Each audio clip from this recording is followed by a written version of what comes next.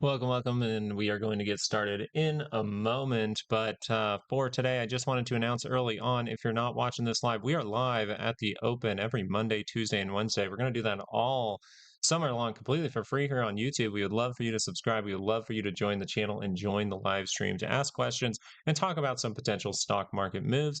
I would love to have you here for it. Thank you so much for watching the live video, and we'll get started in just a moment.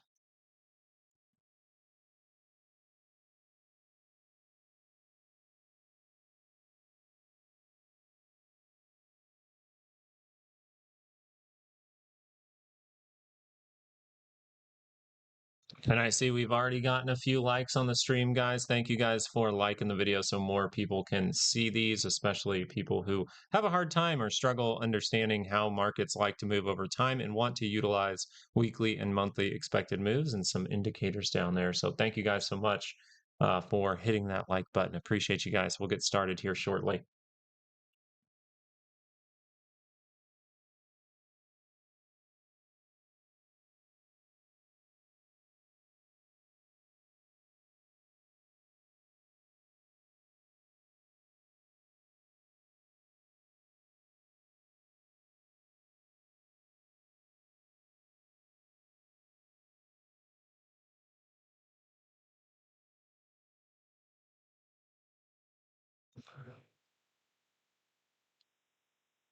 Love you too, Eden. I hope Eden's how you say it. But Jana's here this morning. Good morning, Jana. Look at your little crown you got there. You guys got crowns in there because you're first and second, or what? That's pretty cool. Just wanted to say good morning to you guys while I sip on some Gatorade this morning. I feel dehydrated. Like I feel pretty dehydrated. So I'm taking in some Gatorade, getting it going. We bought some coffee we don't normally buy, and I am not a fan. So I'm drinking a Gatorade this morning. Iden, what you got? You got all right. All right. Okay, so for today, as we get started here, just briefly wanted to go over some important things we were talking about the last live stream, right? I still think paying attention to some data coming out. I believe it is going to be on this Wednesday. So next Wednesday, not this Wednesday, sorry, next Wednesday, June 17th, really watching how the market looks around the FOMC, around the Fed press conference. You guys know that's not only because we have those things coming out, but also because that date happens to line up with some important things as far as the option market goes. As far as the options market goes, you do have this kind of day off here. So you do have OPEX on the 18th, but we do have that dreaded VIX-piration. So important to look how volatility kind of ends this week. I think looking how volatility ends this week will be important because that's when we could be at risk of a bigger bounce, right? If volatility is still at elevated levels, we have to consider if it would recover. But if volatility is still at elevated levels, we would consider VIX-piration a time where we reprice those options. Okay, so I just wanted to keep that on our radar. We'll close that out and bring this back over because for today, we actually will get existing homes, or I'm sorry, that's tomorrow. Tomorrow we will get existing home sales. But the important thing here, I think, also is going to be the core inflation, right? The CPI day is going to be pretty important. So we will be watching Wednesday very carefully.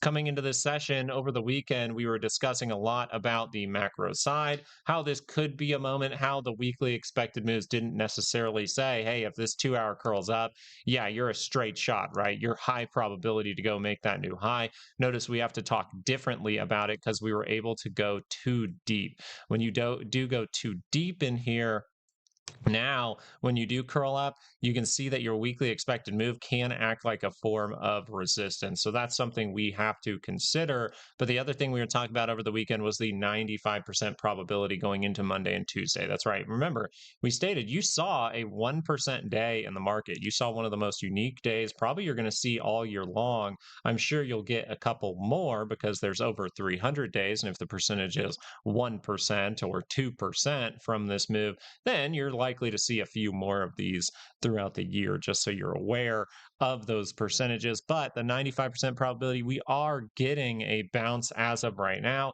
And if you go look at volatility, that is currently down by 10%. So if it's down by more than 10%, those probabilities will flip. So we'll see if that takes place.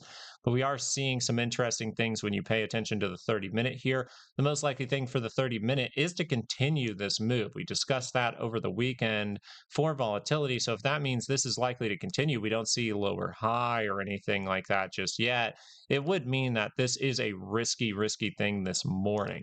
This morning, we could be at risk of testing into some good sellers where we do reject from. We'll see if we can hang out here for a little bit today. That would be very, very nice, and maybe start to come down so that this gets up by the center line. But remember, continuation is the most probable for the 30-minute chart, and the 2-hour curling up, we have not seen any signals that suggests that that's going to happen right now, and you're just going to full recover.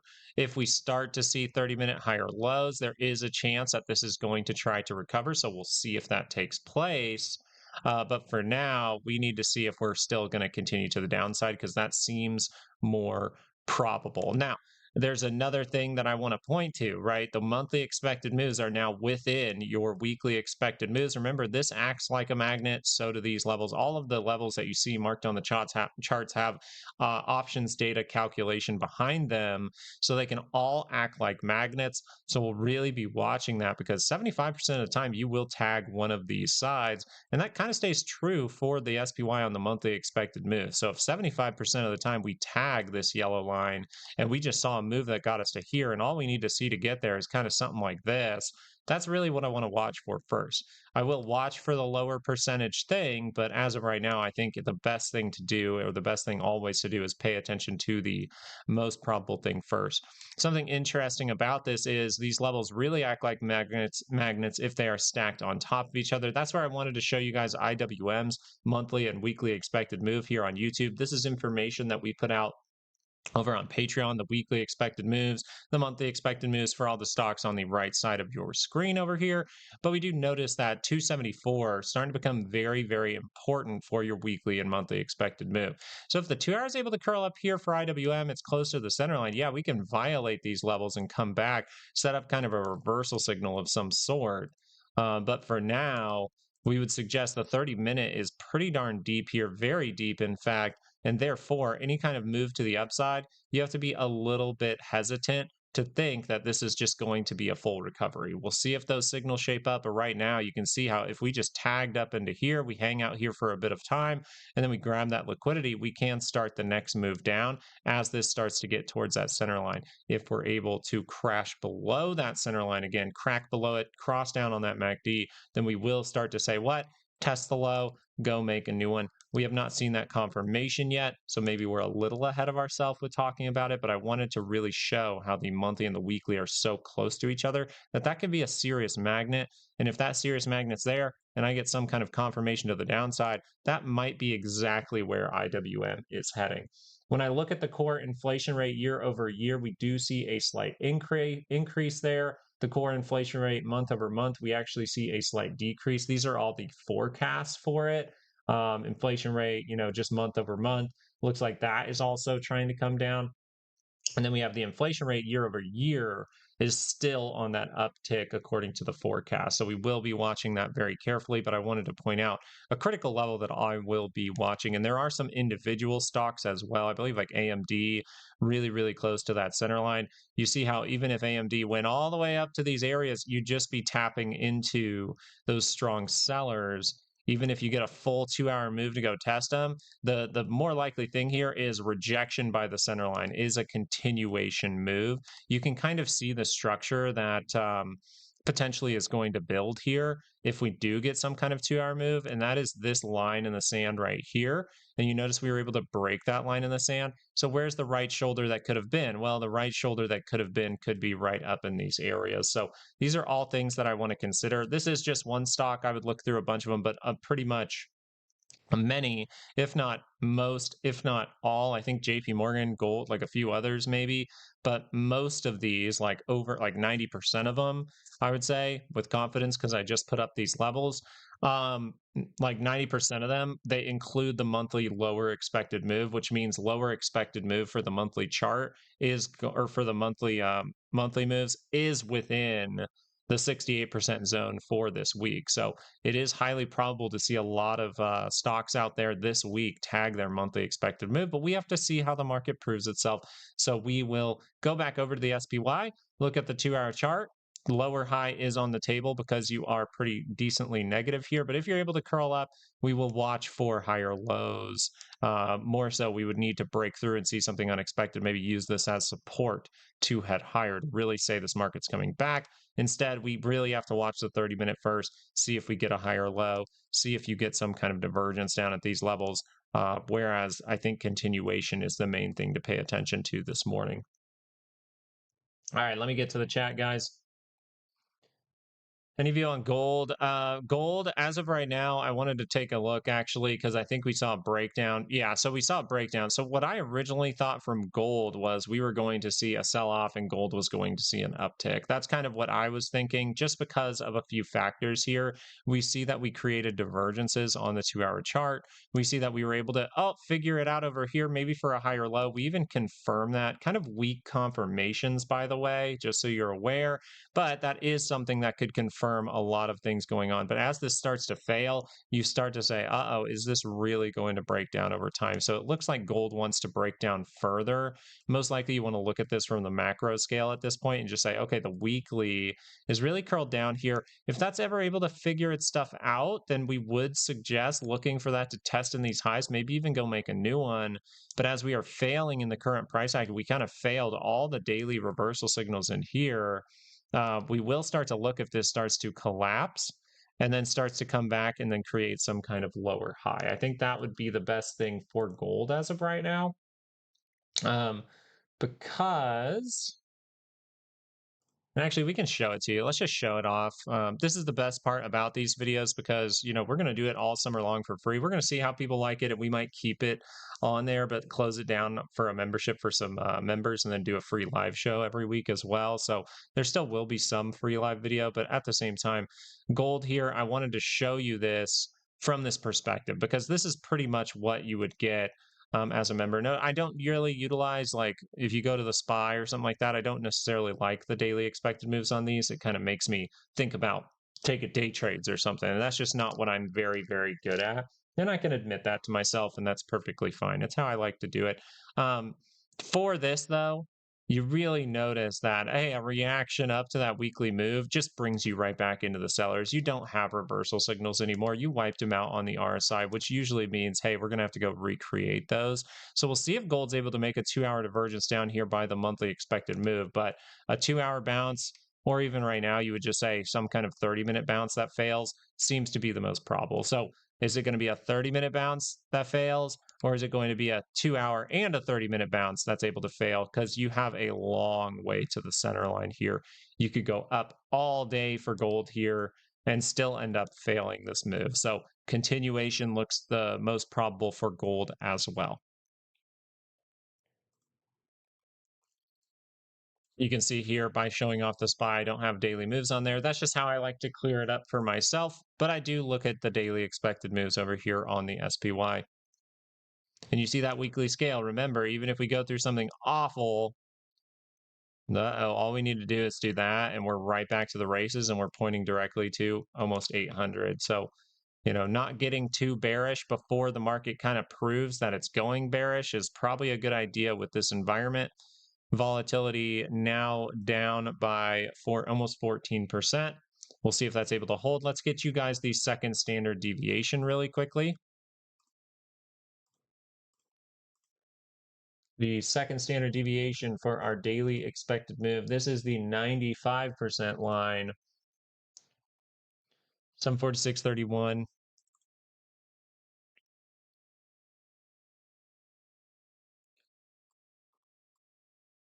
And you're already almost there. This would mean that if you see a back-to-back 1% move, that would be crazy. it is the opportunity to see it, right? We see those big drops that get a big reaction that then fail. But for now, this hasn't curled up. We would kind of like to kind of spend some time up here and then start to come to the downside. That's how I see it as of right now. If you just sell off from right here, right? Let's just say you end the day at the daily expected move. Like let's just say we end the day over here, then you wouldn't technically have your 95% probability for an update yet. And Tuesday, you would be at risk of seeing some kind of 30-minute bounce that actually ends up failing. So we'll see if that's going to take place, and we'll analyze that further in tonight's YouTube update. So hopefully you're subscribed. Hopefully you're enjoying some of those videos. Just really trying to um, be 100% honest with how I see markets, not try to let any bias or anything like that come in, but show that being adaptable, when the 2 hour swing here didn't work out, right? It doesn't hurt us because we're not swinging, we're not swinging, we're not swinging, we're not curled up, we're not higher lowing or anything like that on the 30-minute. No reason to take it as of right now. Um, but as that starts to change, we have to start to change. Notice originally, hey, we're going to come down into this area. If we can figure it out in that area, we can curl up. That would be a good thing. You test the high, go make a new one. You break through that area. We have to start to say, yeah, this is still kind of on the table because you're within range. But it starts to more so lean towards or open the door to that monthly expected move.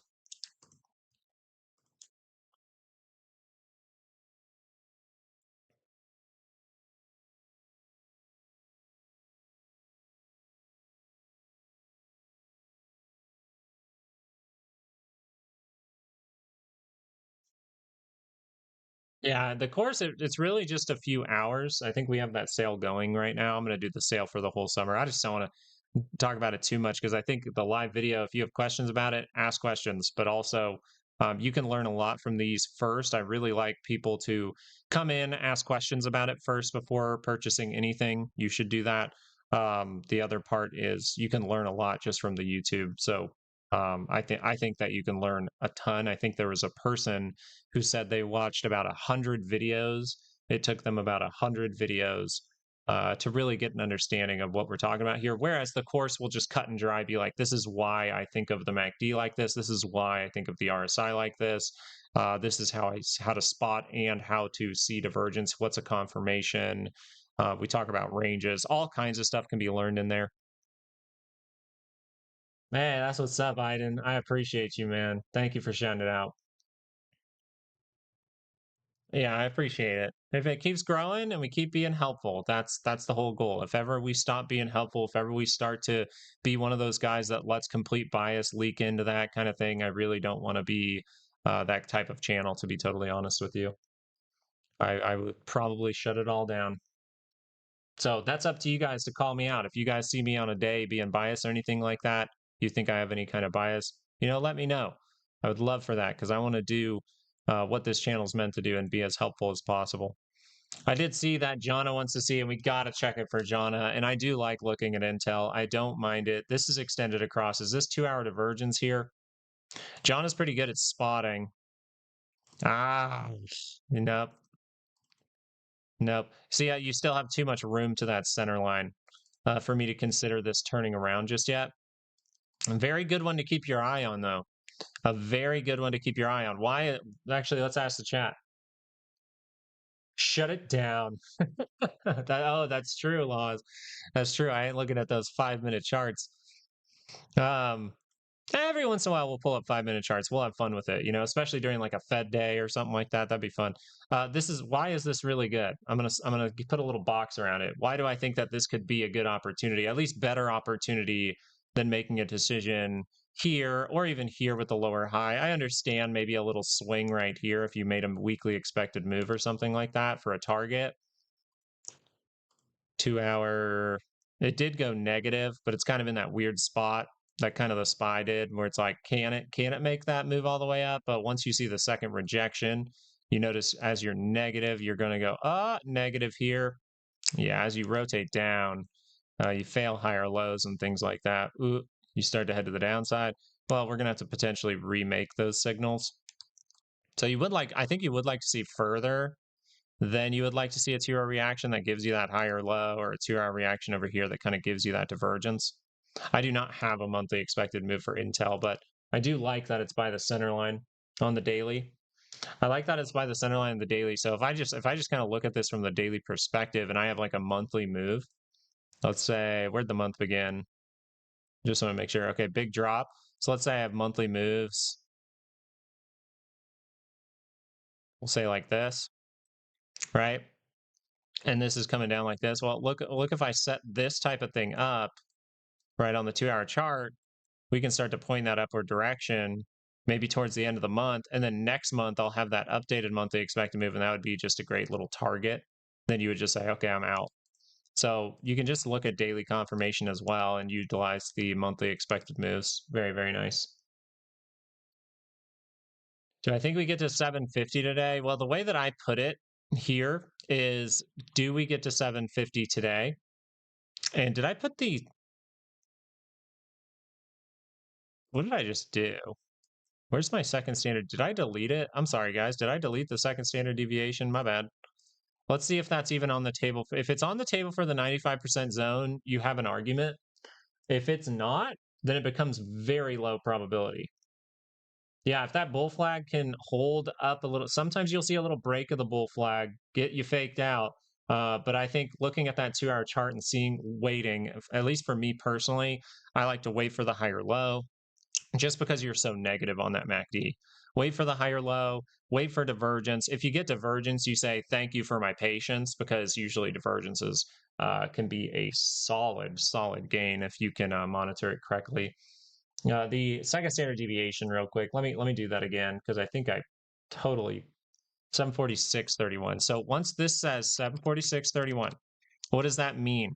This is actually great because it's how you can understand ranges, and how to treat them is a very good example of that is the 95% zone.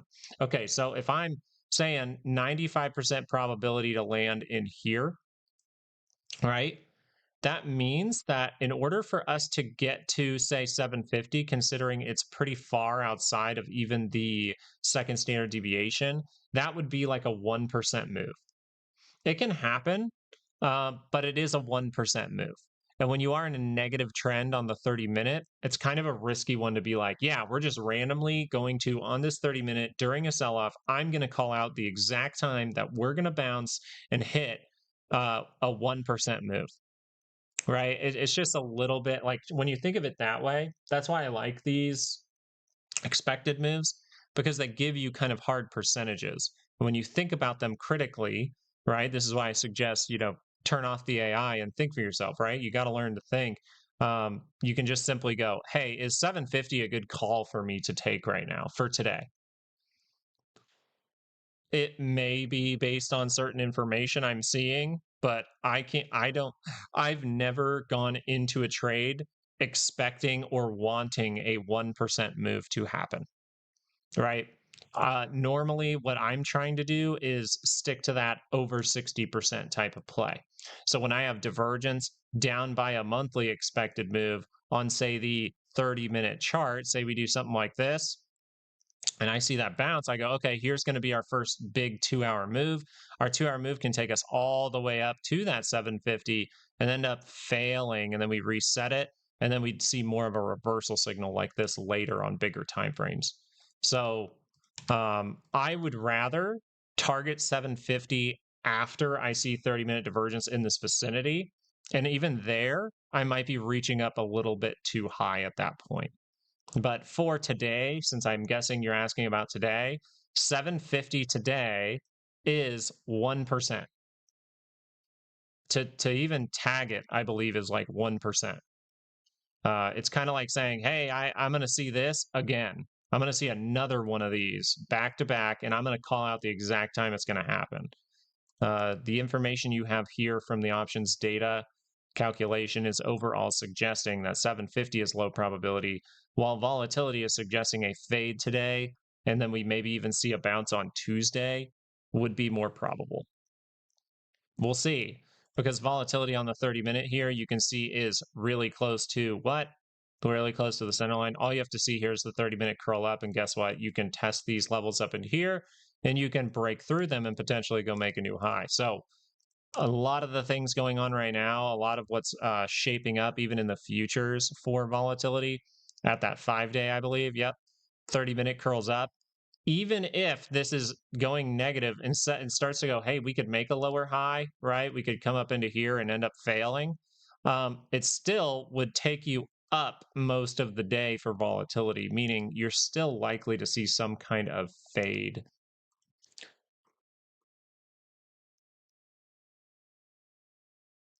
Now we'll see if we fade. I just want to see that up day. I just want to see this, right? I don't care if it happens today. I don't care if it happens tomorrow, but I want to see a test of this 5-day. I want us to linger, linger, linger, linger up to that middle and then cross down. Linger, linger, linger, linger, cross down. That would be best case, because that then gives you a lot of room to say, like, yeah, test the low, go make a new one. What's a simple target for the 30 minutes to get to? The monthly expected move tomorrow. So, or that would be like, hey, if we extend this out, right? So the other scenario here for some kind of bounce would be we fade this move, right? And then we bounce, and then we come down to the monthly expected move by late Tuesday. Or you would say, or I'm sorry, not by late Tuesday, probably by like Wednesday morning. So this means you actually come down, down, down, into end of day. Then you start to bounce, and then you start to kind of fail that move, come into there by like Wednesday. That's how you would kind of look into the 95% probability for a bounce. But man, the volatility is scaling up. We'll have to see. I don't think it's open right now. We'll see. We do get housing data tomorrow. Let's look at housing. Let's look at HGX. And then I'll get back to the chat. If I could read right now. Daily. Oof. Yeah, that's 666, still a heavy level. Mm. Yeah, you fail here. Yeah, you fail here. I don't even know if I like divergence here, because you don't have a lot of time in this bounce. You don't have a lot of room. This would have to be a quick move for a divergence. So it'd have to be like boop, boop. Yeah, I don't know how you'd really read into that very well. I think the 2-hour chart is more your friend, right? Are we going to break above 666? Well, just before you get to 666, or when you tag it, you see that resistance come in. You do what? You get tight, right? We're getting tight again. So most likely a big move is coming for HGX. Hey, look at this. The indicators know that a big move is coming, or I'm sorry, the price action here getting tight is kind of suggesting, hey, a big move is going to come soon for the housing market. Okay, cool. What do we have tomorrow? Well, 30 minutes after the open, we're going to get existing home sales. We will get a piece of housing data. So this is you kind of seeing before a piece of data happens that HGX, the housing sector here, is preparing kind of for that move by getting tight. So what do we want to see here for bullishness? Well, you want to see a good piece of data that gives you a solid confirmation, a very solid confirmation where your MACD is curling up, your RSI is curling up, everything's happening, hopefully at the same time. But the MACD curling up will be the lingering, the lagging one. So if the MACD then can curl up down here, what do we think's happening? Well, we're in positive territory. We just consolidated with a 2-hour pullback in the form of consolidation. A pullback with time is what we've overall called it. And price action is tight going into data. So if you get a confirmation to the upside, test the high, go make a new one is on the table, meaning you can break above 666.31. We'll watch out for little traps like a divergence play up in here if we get some kind of trap or something like that. But you would like to see a nice little extension there. I'm going to put you guys on the spy. Looks like I forgot to charge my mouse. I'm going to put you guys on the spy and I'll read chat. Just my hand movements might be a little wonky for a bit as I plug this in.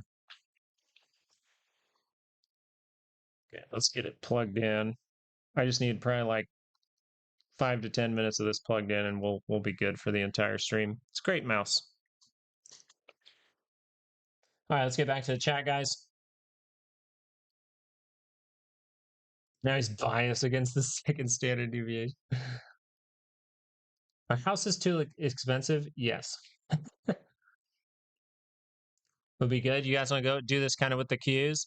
The Qs are in the same boat. So all you have to do uh, is you kind of look at every time frame, right? You can say, oh, we went over the weekly this weekend. That's suggesting a weekly correction, a weekly pullback.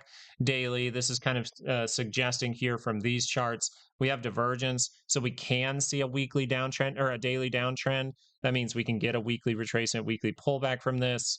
But analyzing this, we would go, okay, there's a lot of room to the center line. So two things are open for the Qs. For the SPY, for IWM, two things are going to be open, especially for the Qs though. And that is this just a daily pullback that then curls up? Because if this curls up, even if we take out this low, we explained that over the weekend, even if we take out this low and we curl up into positive territory, it still would suggest testing the high, going to make a new one. If you start to see lower highs and things like that, right, we fail the move, you come down too deep, like down directly to the center, you fail that move at some point, you're going to be closer to the center line. It'll be a better hint that the weekly pullback's coming. But for now, two doors are open. Those doors would be Qs are saying we can get a weekly pullback, some kind of correction that's a weekly pullback.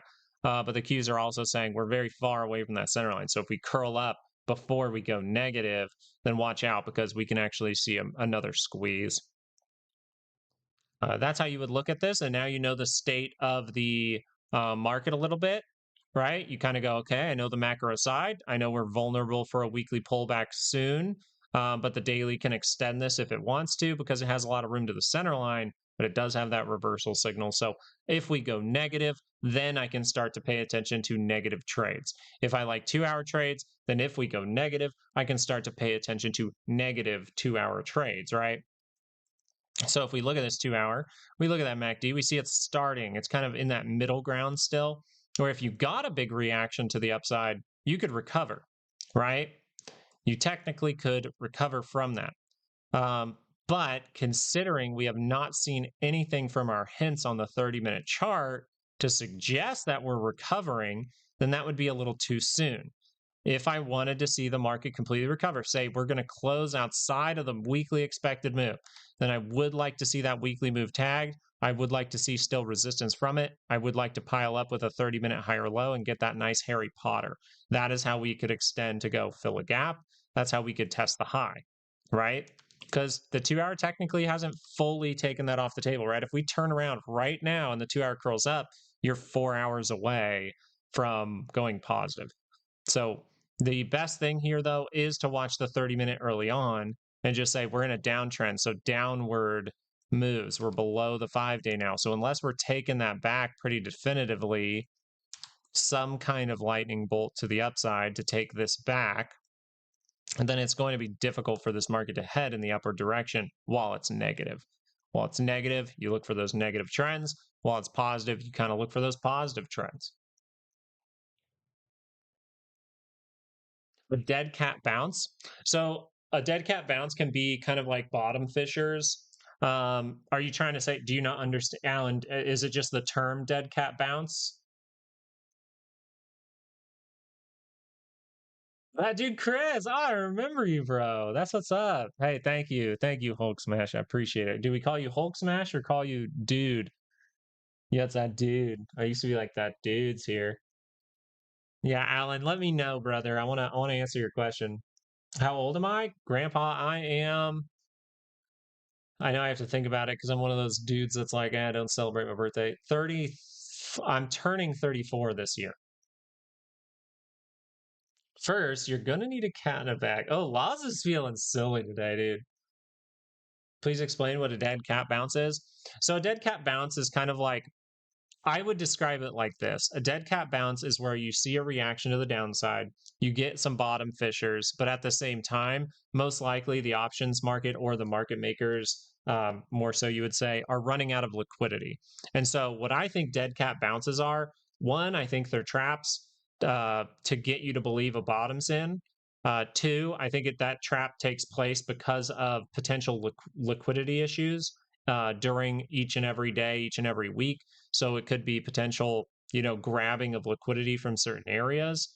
But the main reason I think it happens is because of bottom fishers. They utilize people getting those options. So if too many people are right about a move, right, or think they're right, right, if too many people go short and it's kind of off balance, they'll kind of rebalance that. They overall they would say, and I think that's why you have the 95% reason for a bounce. So I guess for me, how I look at dead cat bounces is just, hey, when can someone get really bearish and the market maker can take them off guard by going and grabbing more liquidity to head lower later? I believe that the reason that we do see those bounces is because we have a lot of bottom fishers. The market most of the time goes up. So when people see a big reaction to the downside, they can make big decisions for the opposite move. But mostly I see it as a liquidity grab. Wifey's doing good, Sebastian. Thanks for coming back, brother. I appreciate you. We're going to bring this back for the summer. Wifey's doing good. Abuela, she said that because of my live show, to do you guys the justice of keeping my full attention here, Abuela actually had them over this morning so that I could do my live show with no anxiety. Sometimes when I hear the girls scream in the background, my immediate reaction is go help. So now they are hanging out over at Abuela's house this morning to just take that anxiety away. Very, very nice. Fibonacci, you could consider that. It's just Fibonacci is pretty up in the air. As far as my analysis, I will state this before talking about Fibonacci that I haven't studied that for long, long periods of time. I have utilized or studied it before. You could potentially pull up the 2-hour chart. You could pull up fibs. You could take from the high to the low and say, hey, we're getting some kind of bounce. And the way that I would say Fibonacci's is beneficial to anyone, it's just by giving you, like, it's just like the weekly and monthly expected moves. If you're looking for areas to pay attention, then that's going to be critical. I mean, if you even look at this, you can kind of see how we're getting reactions off of these levels. So you could say, okay, I don't know where this market could bounce, but I know it's bouncing. Okay, well, maybe it bounces to these type of areas.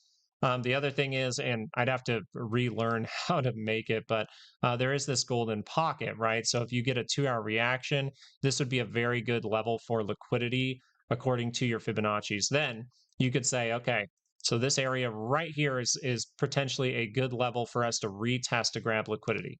Okay, that's the golden pocket. But how can I trust it? Well, if it's saying we're going to potentially reject from that and continue trend, well, then the weekly expected move would potentially agree with that. If price action gets into consideration, you would say, hey, that is within this gap right here, which means that's those core sellers, right? You have core sellers pretty much throughout this entire move, actually. But right in here, that does make sense. So that Fibonacci would make sense to pay attention to. But I do want to put the disclaimer of, you don't see me pull up Fibonacci's constantly because it doesn't necessarily benefit me personally, right? It doesn't benefit my analysis exactly. The weekly and monthly expected moves for my type of analysis does work a lot better for looking for the next move, if that makes sense. If you utilize Fibonacci's and you study it longer than me, I'm not saying that they are bad. I want to be very clear about that, because sometimes I say stuff like I don't use something. Like I said, I got rid of volume profile, and people are like, you hate volume profile. I was like, no, I think it's useful. That's why I used it for a bit of time. But just since I used weekly and monthly moves, it becomes of a less of a reason, right? My 3 to 5 reasons to take a trade, right? It becomes less of a reason to me. I put other things above that. I put weekly moves above that. I put divergence above that. I put trend above that personally. That's fine, Colin. Yeah, perfectly fine. So I calculate them using the options data, fresh data every single Friday. We calculate those weekly expected moves. Well, I calculate them over the weekend at some point on Friday. All right. Whenever I get a moment away from the girls, which is usually Saturday morning. They're 68% zones. So 68% of the time you'll land in there. 68% of the time you'll land in that zone. 32% of the time you'll land outside of them in one direction. Some people say 16. I think that's fine. I just say 32. So I kind of am convinced, like, hey, don't mess around with those percentages. But that's pretty much it. Now, there's ways to utilize them. We talk about those constantly, so you just kind of got to keep an ear out for when we're talking about it like a price, like a target for a trade, or like a target to look for a trade, right? If we see if I saw, so let's ask chat. Let's see if people, if we do this and we bounce, and we do this and we bounce, and you see this on your MACD, let's draw it up. Now let's see what people think. Yeah, I'm sure you could say exactly what I would be saying. All right, and we get confirmation right here. And let's say it happens on the RSI as well. Let's say we go a little bit deeper here, we go up, we bounce back down, and we curl up. And you see this, right? You see divergence, and you see the downward direction outside of the monthly move. What will I be saying? You know, some people here, since 8,000 subscribers, I appreciate you. Thank you so much for supporting and hanging out here, thinking this information is helpful so that more people can see it. That's fantastic. But what would we kind of think is going to happen here, right? Would we see a big daily drop if I see this signal, or would we be paying attention to something else? Right? 2 hour divergence. 2 hour divergence outside of the monthly move. Nope. Good job, Iden. Pay attention to the dollar. The dollar is important right now. If you're not watching the dollar, this is one of the best times if you are someone who is trying to get better and you're like me years ago, who's looking at charts for 12 hours a day, just trying to get better, trying to see what's best for you. That's perfectly fine. Don't overdo it. Don't put a million things in your arsenal. You just need to figure out what really makes sense to you and gives you the best edge. That's the best. But someone just said reversal time. So we're going to utilize our skills in this made up scenario right now, just to discuss what we look for around monthly moves for our boy Colin. Okay. How we utilize these monthly moves is also for reversals. If I see all of this on the MACD, on the RSI with confirmation below the monthly move, the next likely move is a daily move to the upside. And depending on where this MACD is on the daily is how I look at what could potentially happen with those signals, right? So, but what I would expect with that 2 hour divergence at the monthly is some kind of daily move to the upside. That means maybe a daily lower high comes in. We would also pay attention to failure of the trade, right? At the end of the month, that would be important. But the daily move to the upside would be very probable. And then you would look for a potential lower high if you are negative. If you're positive, though, you have to start to say, what? Hey, yeah, we broke the low, but we're still positive. So test the high, go make a new one is on the table, right? So that's how you can utilize it. You can use them as like great areas to look for your edge, great areas to look for your 3 to 5 reasons, right? They're great areas to look for continuation, right? If you're looking for potential setup or something this week, well, if you do this and you doodle around, you get up to here midway through the week, and then you start to roll, and this 2 hour, maybe it even goes positive for a moment, and then it rolls, you would say, hey, that is test the logo, make a new one. Where can we point to? Oh, I can utilize both. I can say, hey, I can pay attention to this for a trade setup. I can see if the 5 reasons come up. If the 5 reasons come up, I can take something and I can target the monthly expected move. If I wanted to, because I know that these levels are pretty critical, well, if we get there very quickly and I don't see reversal signals on a 30-minute, well, then I can look for this to maybe take a lot of profit and leave some runners. Maybe we get a little 30-minute bounce and then we go all the way down to the weekly expected move. And then I make more money off of the runners, right? I can make that whole plan just because I have weekly and monthly expected moves up. If I did not have weekly and monthly expected moves, I'd be kind of walking in more blind, which is, I believe, how most people are looking at markets. Most people go in blind. And I think this, if you really are someone who truly struggles with understanding how the market moves, then you really are blind if you don't have weekly expected moves. Weekly expected moves can literally take someone who is completely unaware of how markets move and have them learn how they move in like a month. And that's why we have the course sale up. But you're welcome to just stay here. You don't have to go get it. You're welcome to just stay here and keep asking questions. That's what I want. You could get 100% certainty. And that's important. I'm glad you joked about it, Colin, because that means you have a good mindset already. You know, you say you don't know much about these, but immediately your mindset towards probabilities about the market is correct. There is always a probability that you are wrong. Always. 99%. And I like to say, and people said this, we said this like a lot during our, 2 years of straight live shows almost every single day. We would say the market is never 100%. there should always be a 1% guy on your shoulder going, this is weird, right? We kind of do this guy. We used to drop this guy, right? If we get to, look at the annual move. The annual move, right? We get there, everyone goes, we're going to sky through. I don't know about that. I think we're going to pull back. Uh-oh, we pulled back too far. Uh-oh, maybe we're going to set up that lower high. If we set up that lower high, then this guy over here is going to go, well, we rejected off of here. We went negative. We kind of went too deep in these people right here. We kind of went below there. So maybe we're going to reject from this weekly expected move, right? That's all we do. You're just kind of that guy always. That's you. IWM getting that bounce. Very, very nice. IWM still is more so within the realm of saying like, hey, we can head to the upside. I know that's crazy. It does have the door open for downside very obviously, but you can still see here that it's like up. Terrible confirmation of this. Terrible confirmation of this, by the way. We went over that in the YouTube video on IWM. So it fails, right? Fails and comes down. And then you would say, what? Well, if we curl up, 2 hours curl up. All right, let's say we go one more bar right here. You're probably going to cross up that MACD, which means what? Test the high, go make a new one. And guess what? You might see that reversal signal for IWM where? Towards the annual expected move, which is what we were looking for. I would invite that. I would love to see that. I would love to see that. Because that's what I'm really looking for. I'm really looking for IWM to get there. The problem is you have opened the door to more downside on the 30-minute chart. So how likely is it to see this type of bar right now? That's kind of how you look at it. You go, well, I have 0 hints. 0. Right? If we just doodle in here, no, we need to see positivity.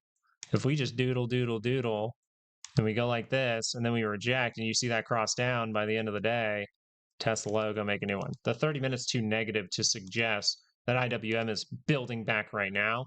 I think more people discussing dead cat bounce here for a shorter time frame dead cat bounce, that is kind of probably the better way to think about it. But also having that 1% or maybe just 10% right now going, well, maybe I'll pay attention in case this market's been pretty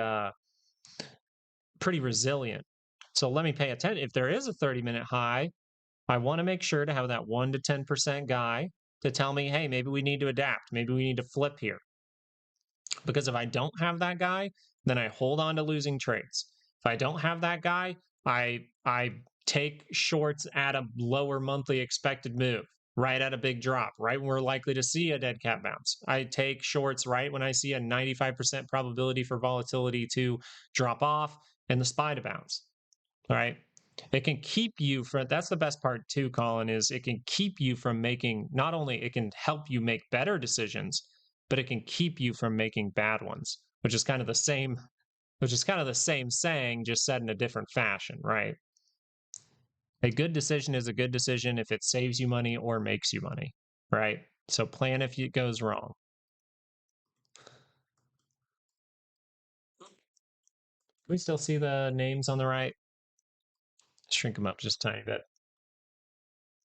I don't know, man. See, we discussed the IPO. A lot of IPOs, like I said, they go up, they crash down, they come to the middle, and they find their ground. They find their place. It just depends, because if the middle is, that means like between this, you have kind of a big range, and you would say maybe we're attracted to the middle of the average of that range, you would hope. Because if you start to doodle down here, then you're at the risk of seeing one of those. Well, you know, people will accumulate. I'm sure they will accumulate SpaceX. But you're in risk of being like stuck down there for a long period of time. And some IPOs, you know, bad ones, they'll go like this, and then they'll drop off. They'll go, we're going to get to that center, and then they'll fail, and they'll hang out down here, right? You would like to see that center hit. Now, that being said, I haven't looked at the IPO like at all. I haven't looked at it at all. I would be cautious with anything connected to Elon Musk. Market makers, big money, Tesla, I've talked about how it moves. Tesla is a heavy retail stock. I assume that they will do exactly what they do with Tesla over at SpaceX over time, which means it will be a heavy options stock. It will be heavily priced options stock, and it will get major big moves. Even when stocks are kind of slow, it will get big moves because it'll want to rip options money away from retail. Retail really likes Tesla. So I would assume that over time, that SpaceX will be in that boat just because it's collected to Elon and people and retail really likes to trade Tesla. Trend lines, it depends on what I'm looking at. So trend lines for say weekly, daily charts, yes. Trend lines for shorter time frames, 2 hour, 30-minute, I won't bring them up very often. Trend lines, the best trend lines are for like the dollar. Dollar, the 10-year yield, things like that, I think are better for like trend lines, right? I think this is a lot better to pay attention to the dollar, the 10-year yield, bigger things, maybe even like US oil, like certain commodities. But the dollar is a great thing to utilize trend lines. But overall, I think weekly and daily charts, you can utilize trend lines for the most part. 2 hour, 30-minute, those trend lines, they just get broken so often. So as time frames get smaller, right, as we go from weekly down to daily, down to 2 hour, down to 30-minute, down to 5-minute, you see more and more of those instances take place because you have more days, right? There's more days than there are weeks. Pretty simple statement. So am I likely to see more crazy things on the weekly bars every single, like every other week? Or am I more likely to see crazy things on the daily more often? And you would kind of say, oh, well, the amount that you see would grow, right? So you end up with kind of this triangle here,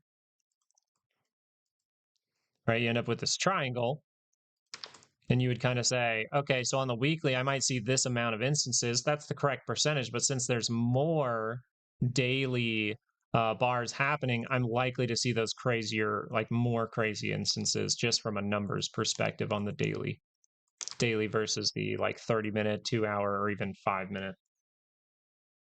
10-second chart. I'll pull it up.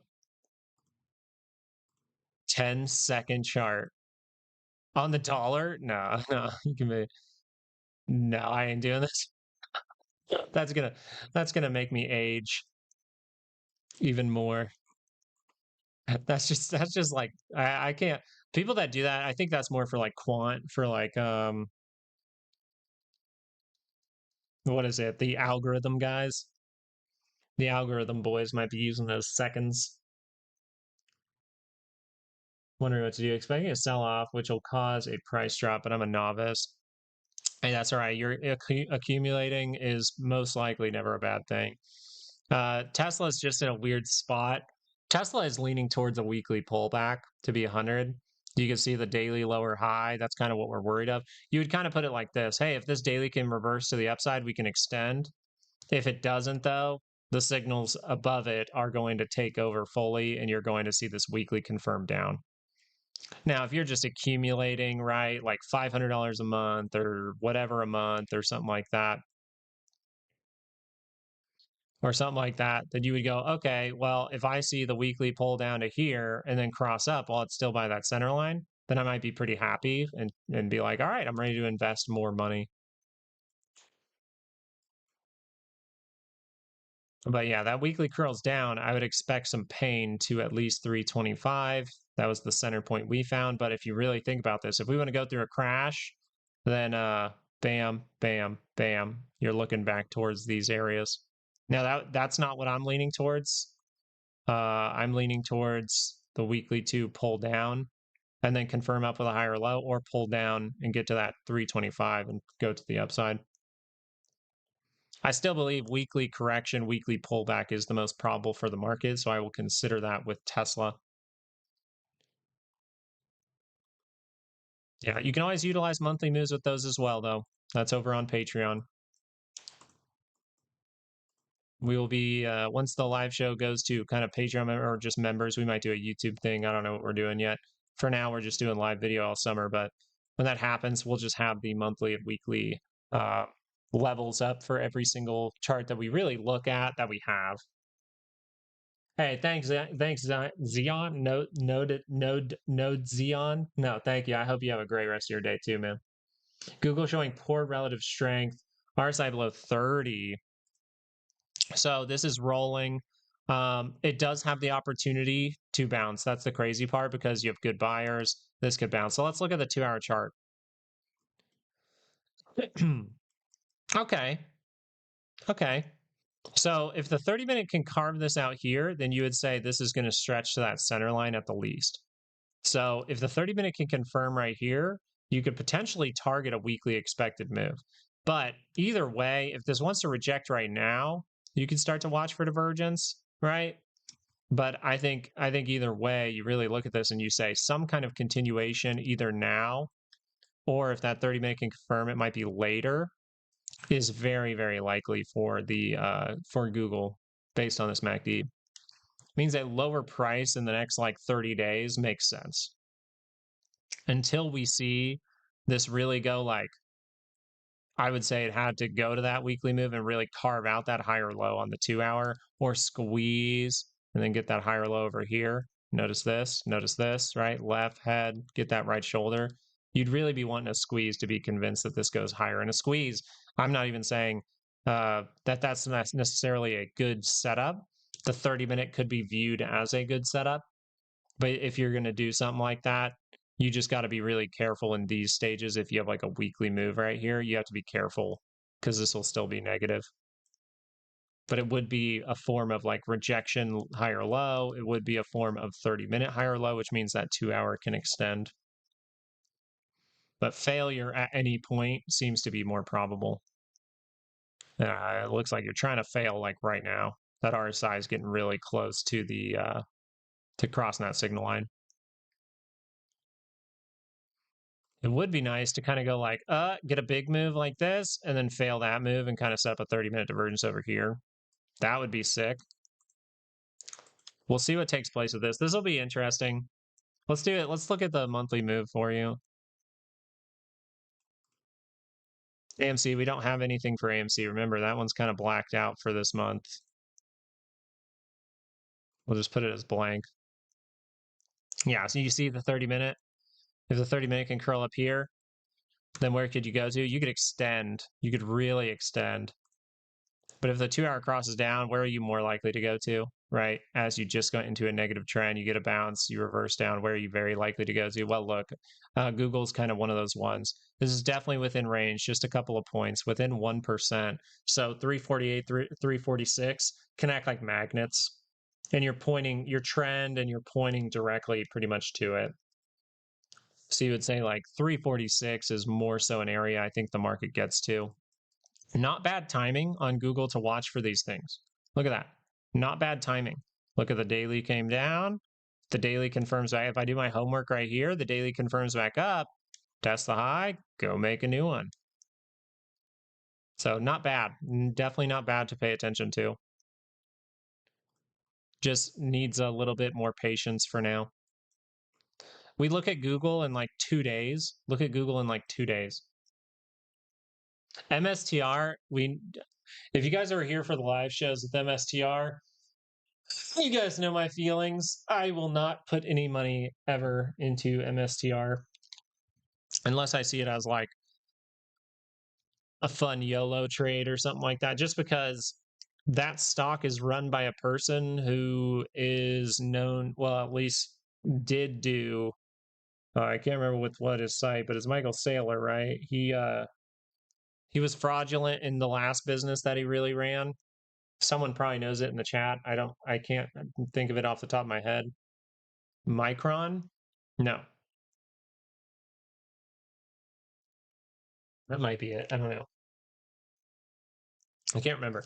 But if that is something that happened to me when I was very young, I put all of my money into, because I didn't know how to do things, I put all of my money back when I was like 22 into a company. All the numbers look good. All the fundamentals look good. I was more so into fundamentals then. And I was like, it looks great. Every earnings looks great. Everything looks great. boom, I lose 100% of my money in like a matter of days because the um the company was fraudulent. So I am very hesitant to mess with companies that are run by someone who previously ran a fraud. Yeah, it was part of the dot-com bubble, I think. Rag Theater in the 2000s. I still short MSTR at 500. That might not, I mean, you can also utilize Bitcoin for MSTR. You can look at Bitcoin. We can analyze Bitcoin, by the way, because Bitcoin looks interesting. Daily scale here. What do we want to see for Bitcoin to really, like, what's very probable for Bitcoin? Very probable for Bitcoin is like do this and then come to the downside and get to here, right? We see no turnaround signals yet, right? We see no higher low, right? We see no rejection divergence even like we did over here. But the higher low over here was fantastic. Then what happens to the upside? Well, you start to see little divergences on your MACD, not on the R side at the same time, but they are warning flags. The 4-hour higher low or lower high, sorry. But what we look for here is kind of do we actually see a reversal signal, right? Do we see something similar to this into this? Do we see divergence here? Do we see us build back and then get a higher low? Right? That's what we would be looking for. Because on the weekly scale, you're doing something simple here. This is a great thing to point out, and I'm so glad that 157 are you here right now to see it. The weekly scale for Bitcoin. If you go back to when we were analyzing, we said if you fail any kind of move up in here for like a retest, you fail at any point, you're starting to point where? You're starting to point directly towards this line. We pointed out, I believe even at the time, we were pointing out these divergences in here that could pop to the upside. But if that confirms back down, people are going to go, oh, this is going to 10,000. They literally are going to start to say that. They're going to say, we're going to go all the way down into here. The more likely thing is we set up a weekly divergence and then Bitcoin starts to boom. Right? If you want to see if Bitcoin's a good opportunity, that's all you need to see. Bing. That can take a long time to form, longer than you think. That could take a whole month to form. So if I want to know, hey, is this weekly? Is this going to turn up? Well, if I see daily divergence or a daily higher low, then I would start to think about making a decision about Bitcoin. I would look for confirmations maybe from the weekly to be sure. If I get confirmations to the daily and I have divergence, if I have enough of an edge there, if I have 3 to 5 reasons, in this case, macro scale, I would consider the trend line a reason, right? Hey, we created a reversal signal. But where did we create the reversal signal? We created it off of a major trend line. So if I create it off of a major trend line, I can put more weight behind it. It can be utilized as a reason. No, it wasn't Micron. It's whatever his not his company. I believe the company I can't even find the company that I invested in back then. It was like it wasn't the highest market cap, anything like that, but they literally went to zero. Like they literally got taken off exchange, deleted, everything wiped out. When I was like, I think I was like 21, 22. I'm pretty sure. Maybe I was even younger. I might have been even younger. I don't know. I just remember talking to my dad about it and him being like, well, it's a lesson to you. People lie. I don't think it was Micron's not the right one. It's whatever company that Michael here, I can look it up. Because we used to talk about it. Michael what is it? Fraud in bubble. Let's see what is it.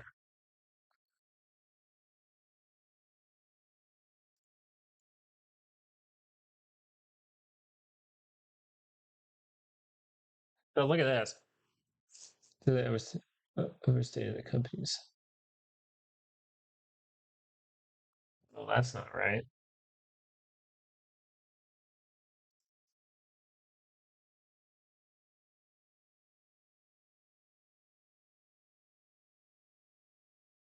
No, this AI is so dumb sometimes. But it also says him and two of the other executives um, were overstating. So two of the other executives and Michael Saylor were committing fraud in 2000. I just can't think of the company name. I don't know why it won't pop up, but this AI sucks.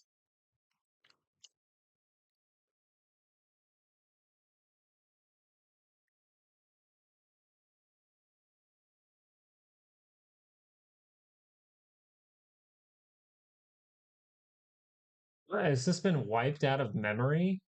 Someone's gotta have it.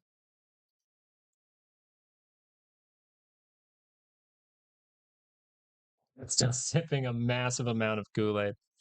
I don't think you're wrong in considering a drop is going to happen. I mean, this signal alone from IWM, the tagging of the cues of the annual expected move, but this signal alone lets you know like, hey, a weekly is going to pull back. And that's the key thing. It's if even if you know a big drop or you know that a big drop is probable, it's what do you put what how do you describe a big drop? Do you describe it as that's a big drop that's going to be a bear trap? Do you describe, from what you're seeing right now, right? The information you have is present. You have to let the future prove itself and then see if what you analyzed before is starting to add up with what's happening now. So if IWM pulls back on the weekly, everything's pointing to pullback. Everything's pointing to correction into an upward move. That correction can be 10%, 15%, right? Once we start to dabble with lows, that's when the market becomes risky. All right. But right now, everything I see says, hey, if we do see a drop here, a bigger drop like you're suggesting, then it would most likely be a considered in the future. People will look back and be like, man, that was a nice weekly pullback. Was it MicroStrategy? I felt like it had a different name. I feel like it had a different name.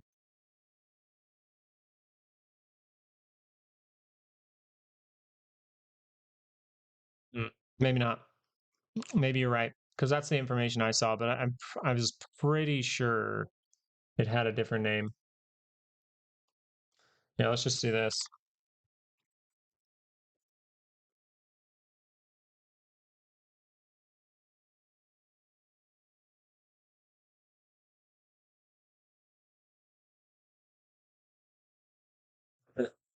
Maybe it was MicroStrategy. I was like dead set that it was a different name.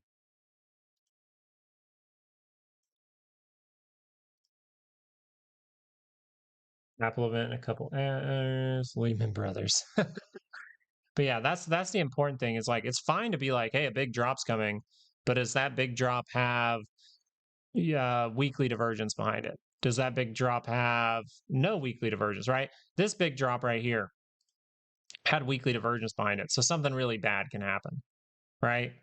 But this one here has nothing behind it. So if this has nothing behind it as far as weakness and momentum, then we would assume that we could come down into those good buyers, maybe towards 723, which happens to be directly lined up with the high.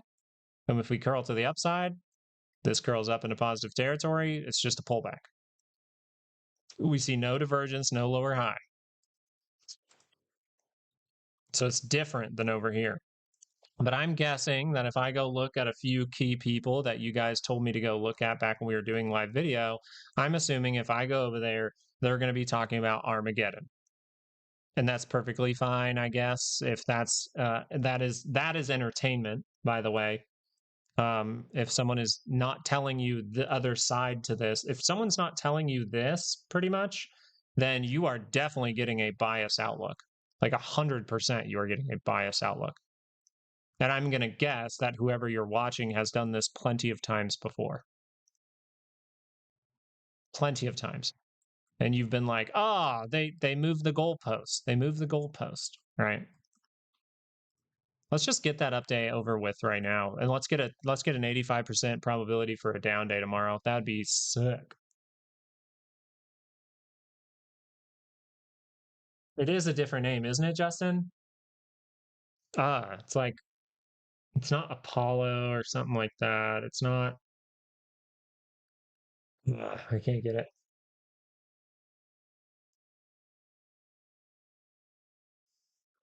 What's my rule? It depends on what you mean for look back. So the important thing with divergence is looking near term enough that nothing's violated. Mainly it's about violations, keeping trend, and things like that. So if I would look at the weekly scale and I would say, I don't know, let's just say this, let's just say this, I'm saying this is divergence, right? You would have to say something bad already happened. We got a negative move. We figured it out. And this is probably a whole new set. It's kind of like a common sense thing, in my opinion, looking at charts over time. It's like, okay, we have weekly divergence here. Why do I not count it as a divergence all the way across? Well, because we've seen a lot of price action since then. And therefore, most of the time you will see it. And that's the other thing. Most of the time you will see it in the near price action. For a big major top, you will very, very high probability to see it in the near price action. So the fact that we don't see it in the near price action here at all, and we have information of the annual expected move, we can do this, and then we would have more of a reason.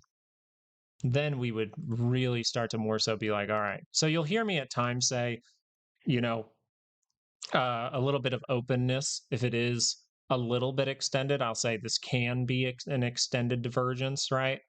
But I maybe will follow that up with seeing it in the near price action makes it a lot easier, makes it a lot better. It makes it a lot clearer. We actually did that over here. We did that with the 30-minute right here. Hey, we wiped out the 30-minute divergence that could have been created here. So we might create another one right here. And then we went to the upside. We said, okay, this is our warning flag to watch out for. Ooh, we start to fall.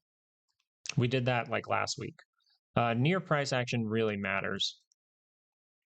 Does that make sense? I want to make sure that makes sense, Byron. So if you're like, if at all you're looking at a divergence and you kind of look at it and you're like, something about this is fishy. There was a violation here. Something about this is fishy. It went negative with the divergences, but then figured it out and turned back up and really screamed to the upside. Yeah, that like having that just good, I don't even know what to call it. Outlook, I guess. Like common sense is very good. Like, am I going to use a divergence that's extended across on a 2-hour chart for like 3 weeks? Or I'm like, or for like, if I see a negative move, am I going to consider the next move a divergence point? Or would I more likely be looking for lower high? That's kind of, if it's already been, yeah, okay, you're saying it almost better. If it's already been worked down the price, it kind of resets. Yeah, that's one scenario. Then you have the squeeze through type of ones where it doesn't go negative, but you see a squeeze. That's more the violation of divergence. Kind of like here, right? We actually stated this is extended across, but I think because it's extended across, as long as we're not violating and we roll, but notice as we extend, we violate. That's kind of both happening at the same time. It figured its stuff out and it extended. So we assumed a second push higher would go to the upside. We were wrong in this scenario, right? Because we were able to drop through, there's no 30-minute higher low, nothing in here, no 2-hour confirmation to risk money. So thank you for that, right? Saving money is just as good as making money in the market. But since this went too low, we would have to consider both now. Another thing that can help you with this is price action. But you have to make sure that price action and your indicators are kind of lining up.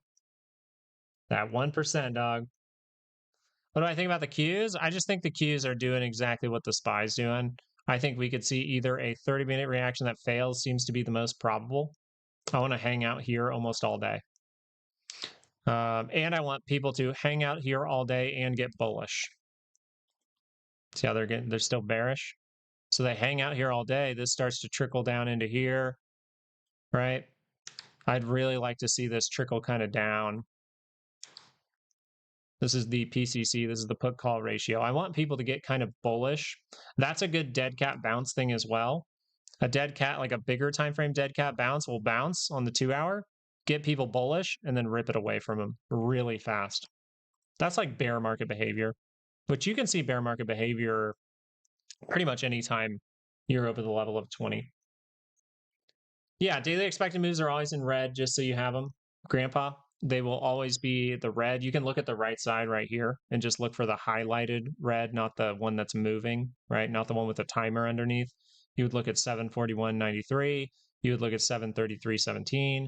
It looks like the 5-minute chart here is trying to utilize this kind of pile up to get an extended move, which means, hey, what if we, uh, and then we start to crack down? We'll have to find out. But I think we could hang out here. I think we could hang out below the second standard deviation, just hang out there almost all day. We almost happened to get a cat. We just saw a cute cat, and we're suckers. We like animals, but we did not. We did not. We did not. I just have my pit bull and my husky. Google, we've done a few times.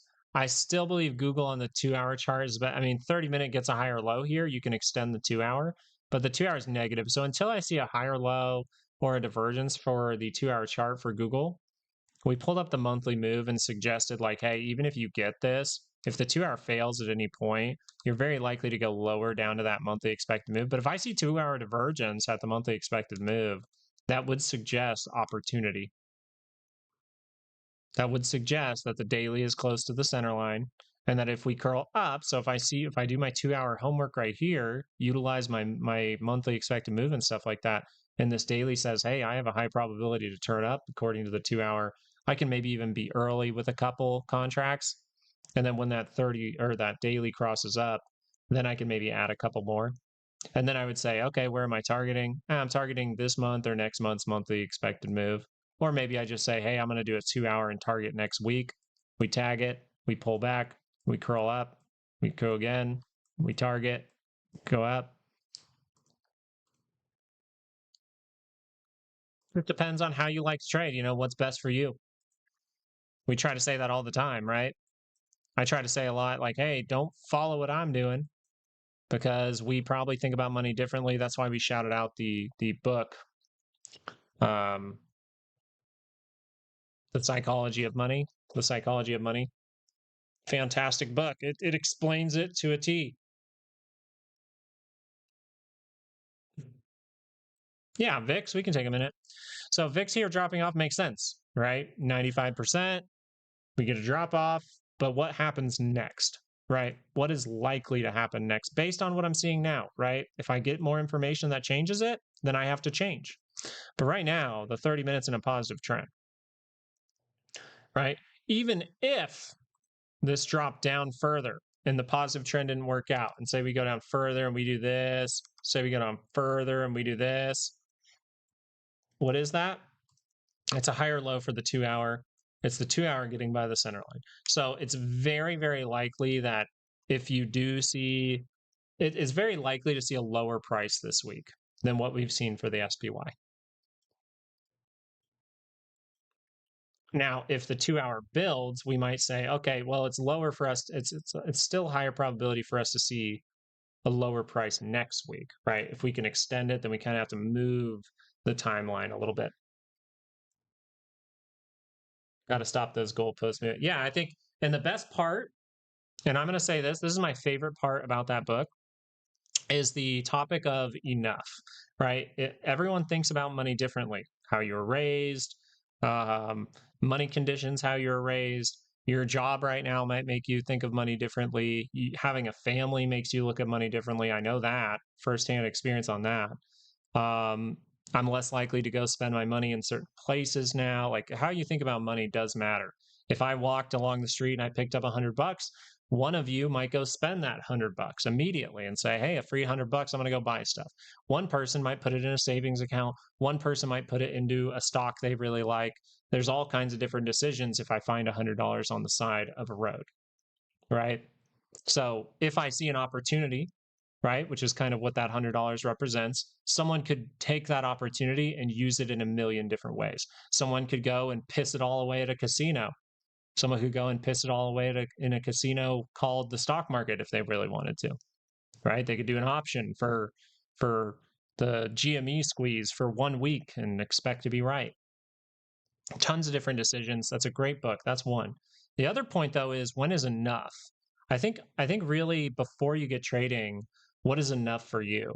Um, Enough means like, when do I have enough money and I can, to me, when do I have enough money to where I can spend more time with family? When do I have enough money that it starts to become a bad ROI on my life itself, right? If I'm sitting staring at charts and my daughter is begging me to come out and play with her, and I have enough, but I keep going, right? Does that make it, my life at home, better or worse? I think that's the best thing. I do know people where enough is not enough for them. Enough is not enough for them. Their enough is way higher than my enough. And that means what? I have to watch them ignore their kids. I have to watch them ignore all kinds of things. I have to watch them get stressed out about work more often and take that home with them. You have to consider all those things. It will help you as far as not over trading, too. It's a great book. Well, yeah, that's kind of the bad part. I'm probably going to start taking some negative trades. Not negative profit. I'm saying, like, I might start to take some negative trend trades. So if we get a move potentially to the weekly, or we see a 30-minute roll, I might take something a little quick, like a little 2-week thing. Yeah, see, like, laws, we might be in a different scenario just because my kids aren't at school right now, but I guarantee you, once these kids are actually like in school or something like that, and I don't have those things happening in the background that sometimes make me a little anxious, yeah, we're going to be more having maybe even more of these live shows. That would be great. Hey, thank you, chart tiers. I appreciate you showing up, and thanks for saying thank you, and thanks for joining us this morning. All right, have a great day. All right. Yeah, but it is about finding a sweet spot. You don't want to be taking work home with you or anything like that. I know it's the stock market, so you can always take it home with you. Um, it's a very unique balance. And I'm not saying someone's enough is like, if you're 25 and you're trading and you're getting good at it and you're making a bunch of money and you don't have a family or anything like that, your enough might not be the same as mine. And I think that's great. But it's a great book, guys. Really is. They bring up examples, as if you're thinking of investing. It's a great book too, because they talk a lot about Warren Buffett and the being able to hold through turmoil kind of deal. You like it, Muick? I'm glad. Let's go look at some individuals. Let's just look at like Apple. I think Apple won the daily, was the one that didn't have divergence, so this one could get a daily reaction to the upside at some point. Yeah, that one's not going to be fun for a bit. Tesla was pretty fun. I still think a 2-hour divergence here would be very nice. I think 2-hour higher low, 2-hour divergence, right?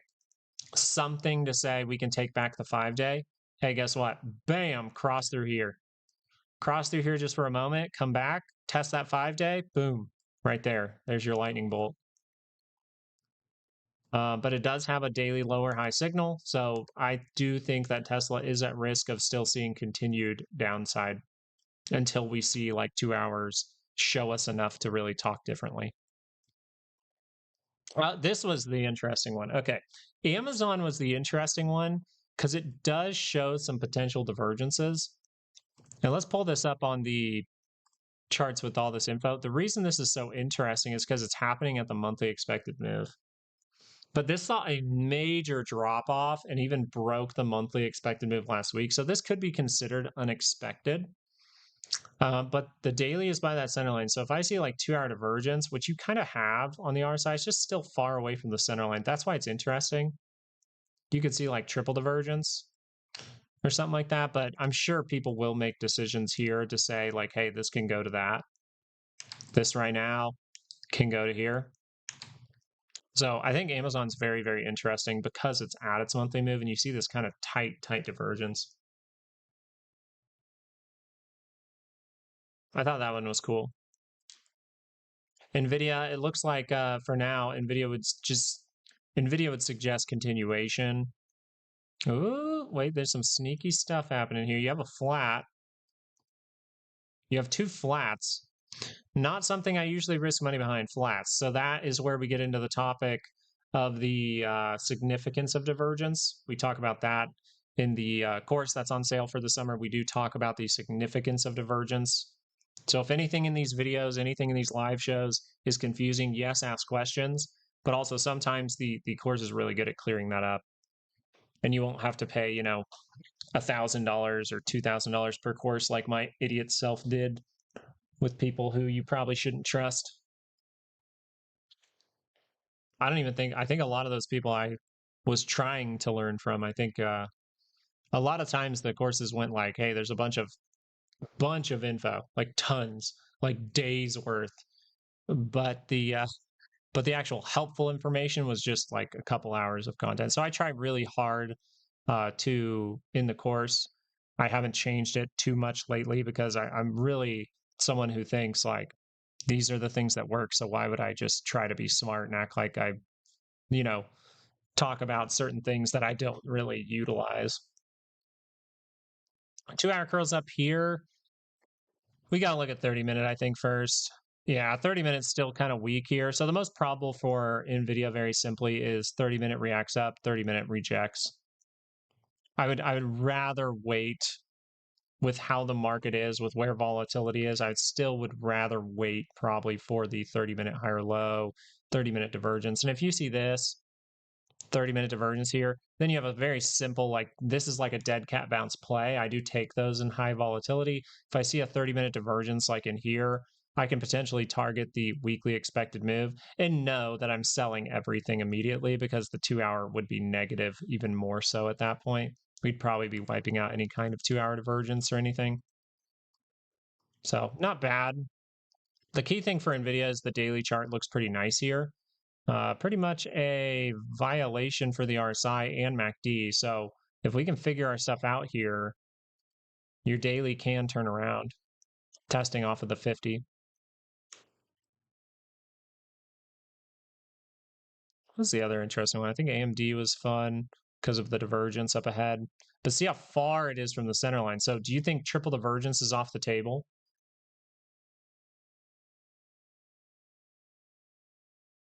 You can't really take like a triple divergence off the table yet. Once you start to do this, even if you're positive, you can look for lower highs, but you just don't want to be like, oh yeah, we're going to crash down if this is curling up in positive territory. It's a pretty simple concept of like, hey, if I curl up in positive territory, I can't really be bearish on the stock for a while.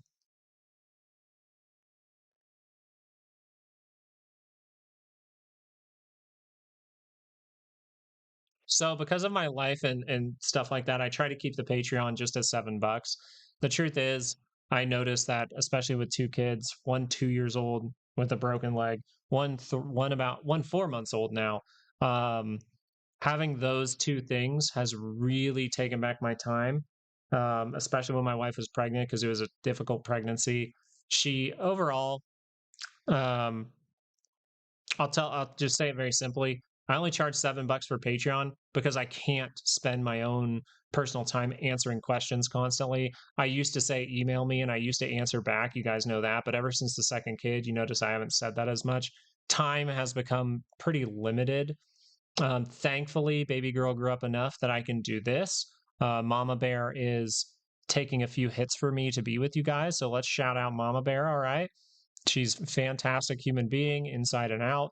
She is just a great person and she wants me to be able to hang out with you guys in the morning. And I think that's fantastic. So, as far as reaching me goes, you can always shoot me an email. But the best way to reach me is going to be these live shows. You can always shoot me an email, but you can't expect a return on that. Me and Justin used to go back and forth a lot more frequently through emails. He would send me things that he's seeing and we would just more so it's about talking about markets. So as of right now, time very limited. That's why I'm very excited for these girls to grow up a little bit, but at the same time I don't want to miss that part. You know what I mean? I don't want to miss where they're growing up and I'll never be able to see my daughter as a baby again and things like that. So yes, I do try to put out as much info as possible, as much of my perspective, and the live show is going to be your best bet. in getting any kind of questions answered. Justin's like, you hate me. Yeah, and thankfully, like the thing is, my 4-month-old isn't the worst sleeper. It's just my 2-year-old is so loud. Like, she's not. I can't call her a bad sleeper if my 2-year-old, is eating breakfast and screams out, "I want to watch Cars" randomly or something like that. I'm like, okay, I can't really, or I want to watch Bluey, like really loud, and then wakes the baby up. I'm like, I can't really do much about that. Maybe we probably organized our household improperly, um, but we kind of did organize the house on what's best for me, which is kind of a turning into a blessing and a curse. But it is what's best for me, and she's not a bad sleeper, but my daughter loves to be very loud because I'm a pretty loud person. What are we up to? Well, we were answering a question real quick, but we were kind of looking at AMD, seeing what would be very probable here. Continuation for AMD looks the most probable from the 30-minute perspective with the information we have right now. 2-hour chart trying to go negative. So for whatever reason, we see the 2-hour chart cross up, you could see something crazy, right? We could extend this, but we also know what? We see structure to watch out for, and we see a weekly expected move that says full recovery here, very low probability. Left, head, right shoulder, that could have been. We'll find out, but this is something I would have on your radar if you start to see upside for AMD. We pretty much were just talking like, hey, there is potential to build something in here for a little bounce up to 514, but the 30-minute is so negative that it would probably take a lot of time to see that bounce. Right? You get something like that, you'd have a left head, right shoulder. It's just being prepared. I don't, there's all you have is a negative 30-minute crossing up. It's nothing to hang your hat on, but it means you could get a little retracement probably of this move. I like Bluey. Dude, I do not mind that show. For a kid's show, I don't mind Bluey at all. Not even gonna lie. Of course, is great, man. Hey, thank you though. Straight to the point, it actually works, helps roadmap of where is likely heading. So thanks for that. Hey, Byron, thank you so much for taking the course. Really appreciate that, brother. The main thing I appreciate is it helped you, and I'm glad that it was straight to the point for you. That's kind of the point I was making earlier. I try not to put dry info that's just to make you think that I'm smart. I'm not that smart. I just figured out a few things, and I would love to share those things with you very plainly. I don't know blue collar, but I know this, man. That show is a good one. Now, that show is a good one, but then my daughter expects me to, because I'm kind of, she calls me Bandit sometimes because that's the dad's name or whatever. But yeah, she sometimes expects me to play, and I'm like, I'm working, and it's so sad. It's so sad sometimes. Yeah, we can look at commodities and stuff. If you have tickers or something like that you want to look at, we can look at it. I don't mind. Exactly. Okay. MUIC, MUIC. That's actually something that we kind of teased about a month ago. I'm thinking if I want to put it on Patreon or just put it on YouTube. So I'm still going back and forth. I haven't fully decided yet, but right now I'm rolling out the live. It took me months just to like talk to my wife over and over, get to a point where baby's good to do live. So we're going to tackle that. I made sure just to put the course sale up. We're going to not touch on that too much unless people have questions on it because it'll be up for the entire summer. I would rather you learn from YouTube for a little bit first. But if you're excited, you just want the cut and dry info, you don't want to read between any lines, that's the best way to do it. And then also, I will be looking into the spreadsheet for expected moves, but I want to clean mine up first too to make it. I kind of tried to make the video for it, to be honest. And I just looked at my spreadsheet. I sat down to do it and I was like, I am way too unorganized in this spreadsheet. So I'm going to separate it out.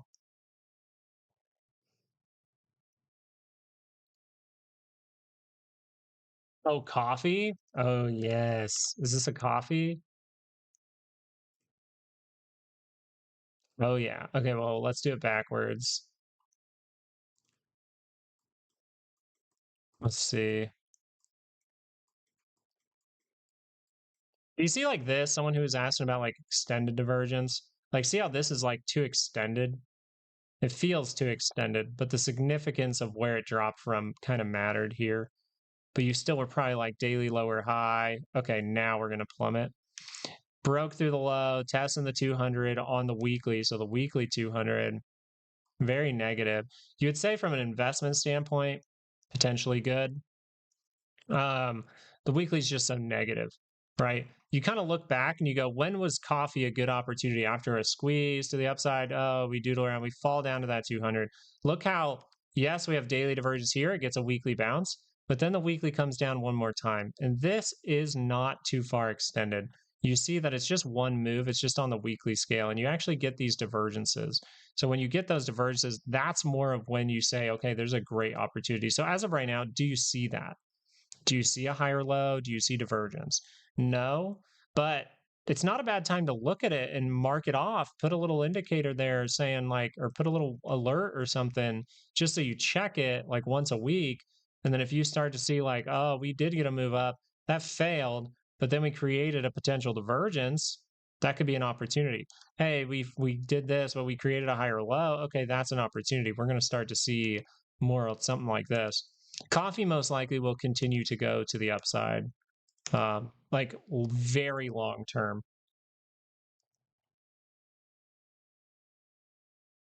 There's just too much info. You don't know how to actually apply them really. Yeah. So these are simple, and you can add to it, right? I'm not saying that things that you guys use are bad.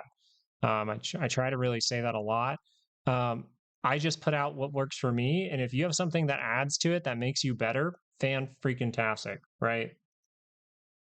Fantastic. Yeah, so I'd be more so looking for something like this. You're kind of seeing this maybe you get like this to happen and then you fail that, you come down. That would really say it. Investing wise though, I mean investing wise, you're like, "Hey, that's the 200. It's a great price." You kind of look at it like this. You'd be like, "Hey, someone bought it here. That's a 43% discount." Right? You could look at it that way if you're planning on just holding for your entire life. But for the most part here, weekly divergence is something you'll really be watching for, weekly high or low. Because it seems like the daily is just kind of flopping.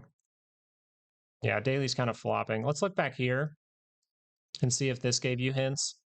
You see this? So see, this is where that weekly curled up. So like this is where it says like, hey, this first curl up you see like right now, like present time, could be one of these scenarios where you see a divergence on the daily actually form that's very clear. That would be best to play this. And then you kind of see a move to the upside, right? And then that move to the upside gets a what? Gets a lower high, then gets another lower high in negative territory. And then you come down and do what? You make divergences again. Notice it's triple divergence, so be expecting traps, tricks and traps. But you got daily divergence here. That means the best time that previous it was, in my opinion, to invest in coffee here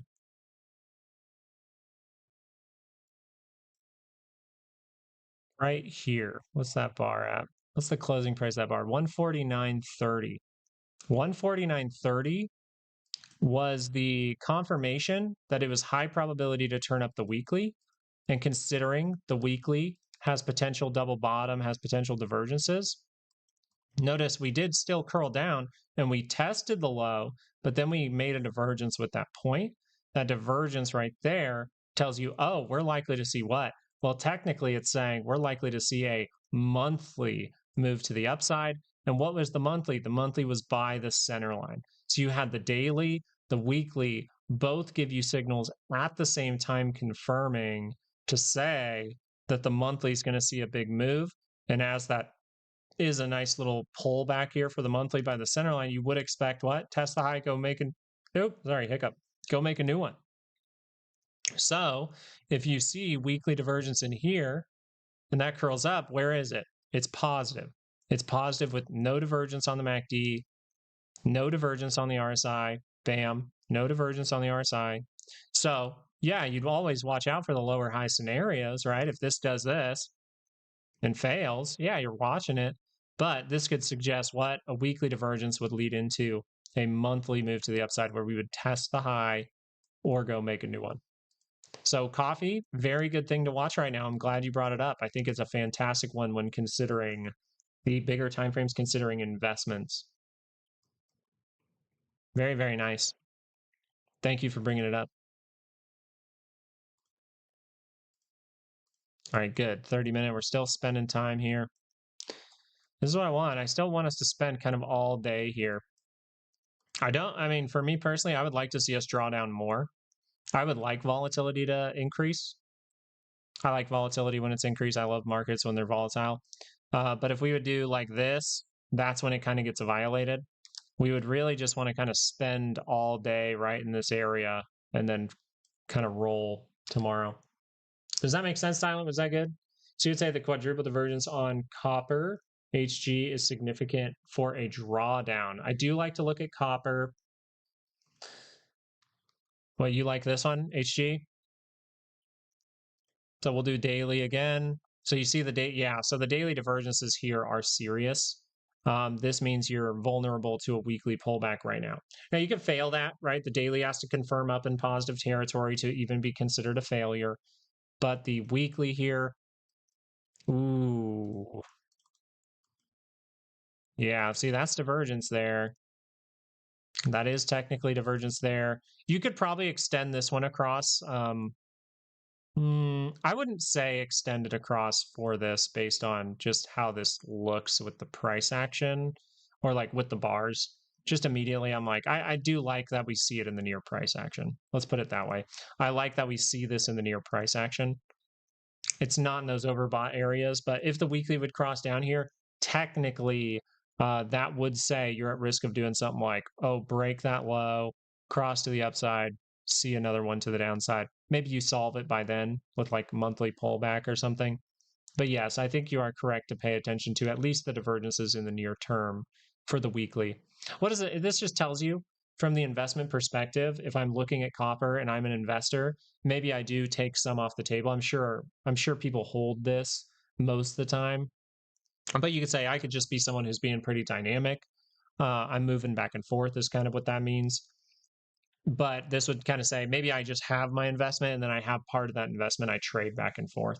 Some people do 50-50, 50%, 50%. If I see major reversal signals, I'll take off 50%. And then if I see a weekly pullback or I see a monthly pullback, then I can apply that 50% later. I don't think monthly, these are big time frames, by the way. Yeah, monthly should say extension here. Even if you go through all of that turmoil, and just because I analyze this way, never think I'm leaning that way. Do your homework. Make sure to pay attention if you're wrong. You've looked at this more than I have probably. But if this was an opportunity, look at the last opportunity. I mean, it was down here on the monthly scale. It was simply down here. Bam. Right? So if I do this, and then I go like that, if I do this and get by that center line and I curl up and I see weekly divergence right here, curl to the upside, test the high, go make a new one. Then on this second push, I want to be a little more hesitant about, monthly divergence and things like that.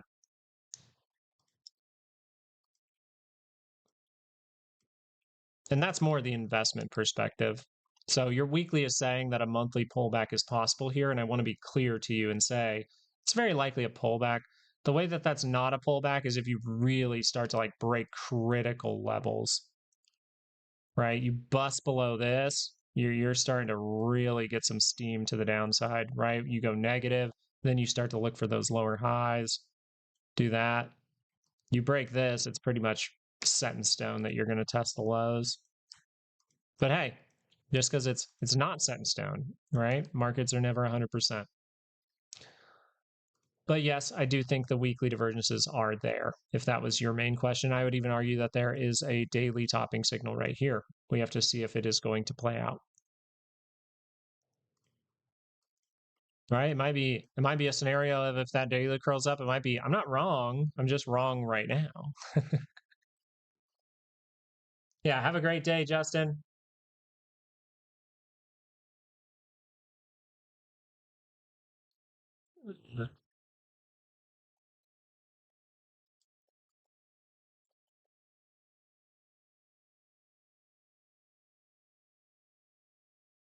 This will play over here.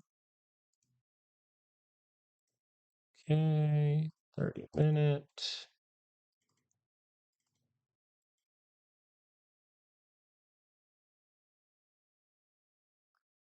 Okay.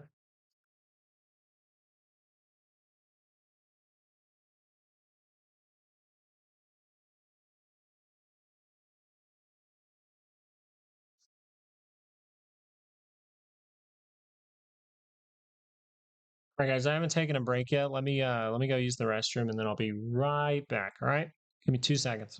Well, I might need more than 2 seconds. You gotta give me a little more than 2 seconds. Give me 2 minutes. Be right back.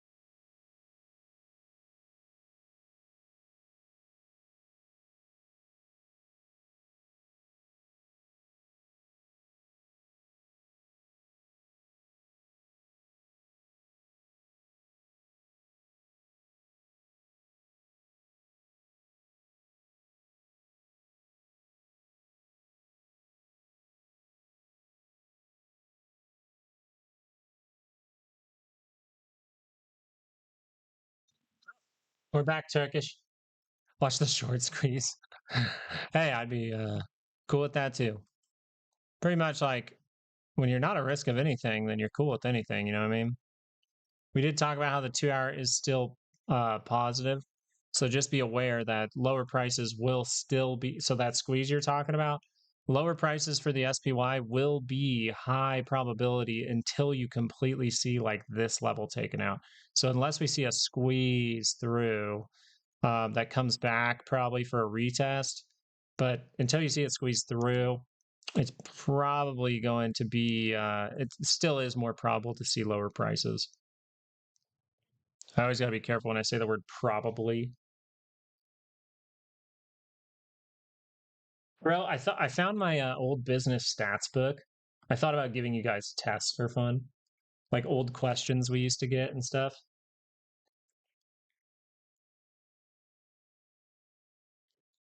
Oh, you bought 680s? No. Once you get to the 725, or no. That might not be right.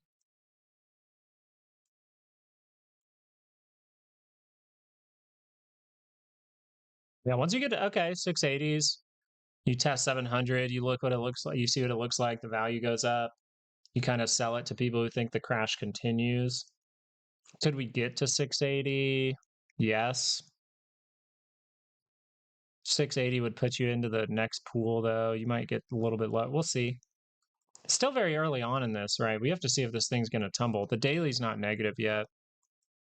30-minute rejection would be probably the best help in understanding which way this market wants to go, right? We get to the 5, we reject.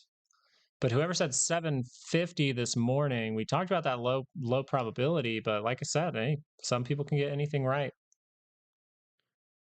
750 would be 1% move. If you catch that, hey, you're the 1% who got it right. That's dope. Puts are getting smoked. What I would suggest is I'm guessing Justin Black that maybe you made a decision at the end of the day on Friday. Did you? If we made that decision at the end of the day on Friday, or like right away in the morning this morning, um, just understanding those simple percentages based on volatilities, big moves, a positive 40% move does mean some high percentages for a bounce. The other thing is closing way outside of the weekly expected move. Getting that to continue most likely would be necessary for like Black Swan. We can hope. Yeah, J Law, we always can hope. We got Jesus. All right. Oh, for today, we will be stopping in about 20 minutes. 20 minutes for today. I think tomorrow and Wednesday we should be good to go the full to 11 or even 11:30. But Abuela only has a limited amount of time this morning, and then the girls come in and my daughter will probably scream at me. You guys probably hear in the mic soon in the next, if they can get here in 20 minutes.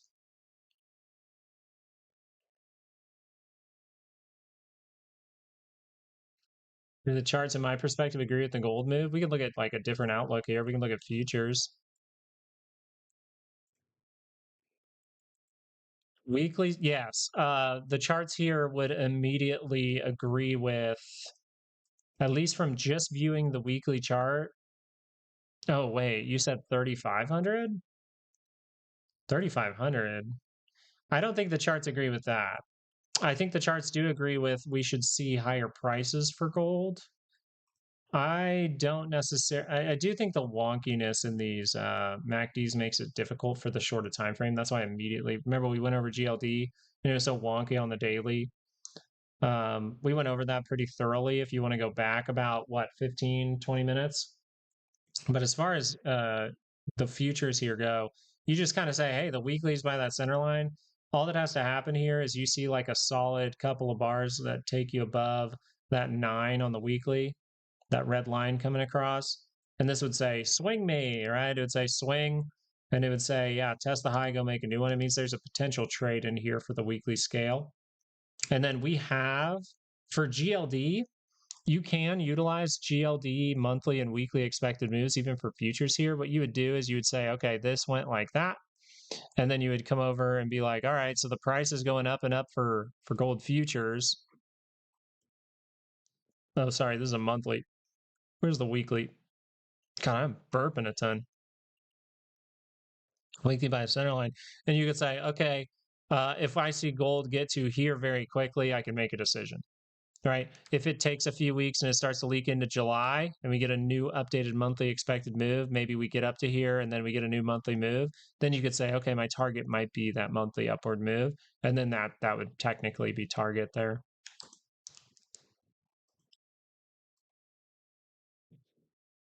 So gold, I do not see the move to 3,500 yet.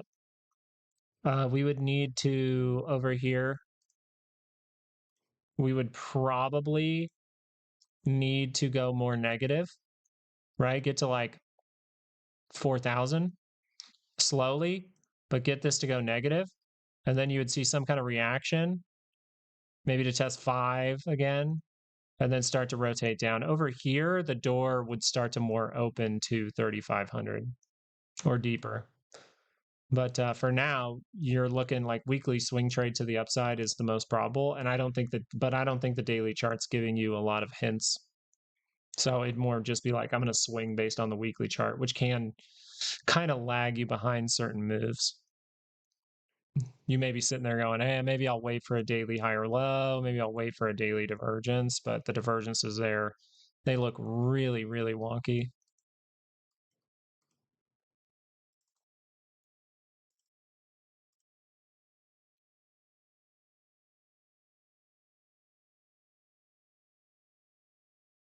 A 4?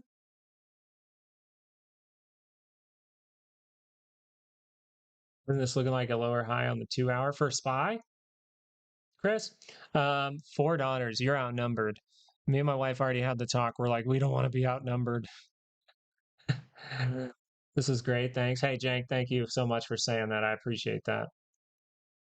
I appreciate that. I haven't heard of that trading tournament, by the way.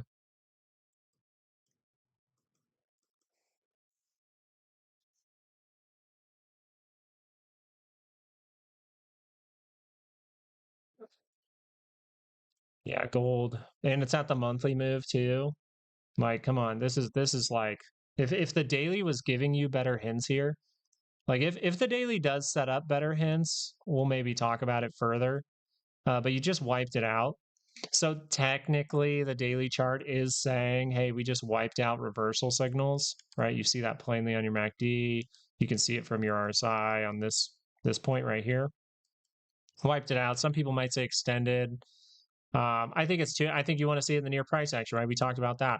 I would really like this to maybe come down like this, maybe even go to that weekly move, get a big reaction, and then go like that again, right? Come back in by the end of the month, come back in on the daily time frame, try to come back in, and then see one confirmation down. It kind of just loops you right back up, and then you head up to a monthly expected move. Maybe it's like 2 months out, but the weekly would cross with that. So I would like to see a divergence down here.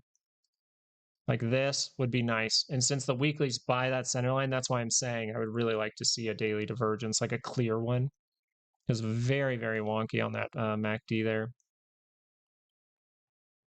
Too wonky to be like, oh yeah, I'm confident, you know? Yeah, we could see opposite. We could always see this, right? We tag monthly move, we see a big move up, comes back for a daily pullback, then we go. You kind of go like, eh. You more likely would see that here though. Yeah, more likely if you're going to squeeze, you're going to squeeze with some bad news or something, some kind of reaction for gold, and this would be a better shape in my opinion. So still looking for a daily higher low, daily divergence, but paying attention to those things, this is the right time.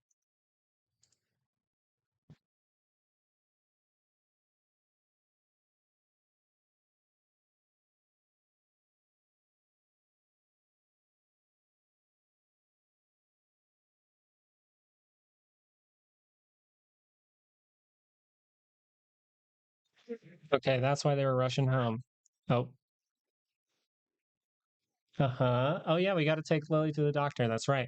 So we apparently that's why we were rushing home all of a sudden. So we have a baby doctor appointment. So I have to watch my 2-year-old like starting right now. Maybe you could hear her a little bit in the background, but I will have to be hopping off right now, you guys. But you got hopefully from this whole video here, you guys have gotten a good perspective of how we can really utilize these weekly moves during this time where we just saw a bigger drop than expected. I really do appreciate it. And Latino, thank you so much for subscribing. I appreciate that as well. Sorry to hop off all of a sudden. I was wondering why they were rushing home, but thank you guys so much. Have a great rest of your day. Okay. Right. Trade like water and you'll be just fine. Peace out, homies.